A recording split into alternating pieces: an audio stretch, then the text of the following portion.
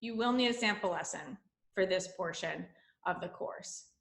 So you have two different options. One is that you can use a lesson plan that you already have, which is what we would recommend. That's always great because you already know the lesson. Or you can use one of ours. And this is the path that to the place on our site where you can locate one of those lessons. And we have several different lessons for different subjects, grade levels. So check it out. Actually, even if you do have a lesson, I would recommend that you check it out. And they can all be modified for different times, because your demo lesson could be anywhere from 15 to 45 minutes. So take a minute now and just locate, number one, locate which lesson you're going to use. And then number two is just take like 3 to 5 minutes and read through that lesson.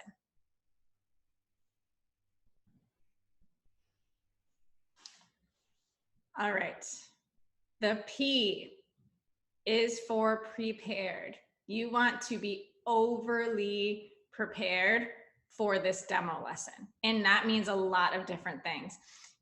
The two most important parts of this acronym are the P and the E, and we'll tell you what the P is in a few minutes. But the P, being overly prepared, is A, one of the most important, and B, where a lot of teachers go wrong, is they don't account for certain things, like student routines. So this is where a lot of teachers go wrong, especially in K through 8. I almost want to say in all grades, but especially in K through 8 or special education classrooms.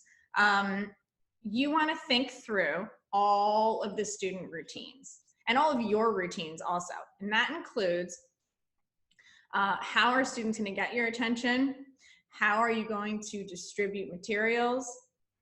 If students are getting into groups, what will be the structure for that? Are they choosing a partner? Are you giving them a partner? If they are transitioning to different parts of the room, how will you give those instructions so that they'll know where to go? These are all things that a lot, especially new teachers, don't think through. And when chaos ensues, if chaos ensues, it just appears that you don't know how to keep your students safe. And if you can't keep your students safe, you're probably not going to get the job, okay? So just make sure that your routines are planned in a structured and organized way. You obviously want to study the lesson. This is where most teachers, I feel like, do okay in this area, because this is what you're usually most nervous about. You just want to make sure that you really, really know your lesson inside and out. Do not be afraid to look at your lesson plan. I know it feels weird to you if you stop in the middle of a lesson and you're actually reading through something quickly. It feels weird to you. It doesn't look weird, especially if it keeps you on track, okay? So you can use some notes, but you just want to make sure that you really know the content and you're not getting completely lost. You also want to think about things like student materials. So if they are going to need a writing utensil, what do you do if a student doesn't have one? It seems like a simple question, but these things, again, will really trip you up when you're already nervous. So what I recommend doing is just bring some extra pencils. That way, if a student doesn't have a pencil, you can just hand them one. You don't have to go through the whole song and dance of, where do you keep your extra pencils? Does anybody have an extra pencil for the student? Just hand them it. You need to focus your attention on other things, right? This is not the time. And also things like materials. So if they're going to need certain materials in order to master the lesson, you want to either make sure that they have them in the classroom, or you want to just bring them yourself. And I always just recommend bringing them yourself, unless it's something like Unifex cubes, which is what they use in lower grades in math.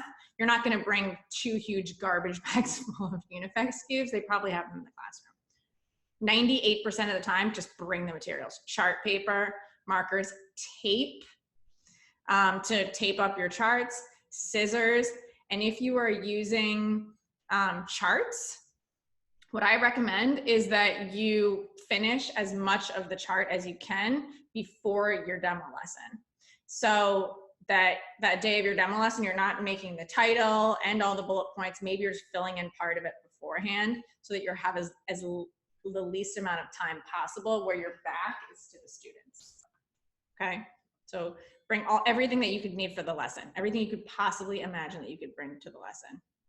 Bring everything you need. You want to make sure that you are overly prepared. Look at the lesson in front of you. I want you to take 1 minute and just write out all of the materials that you think that you would need for that lesson.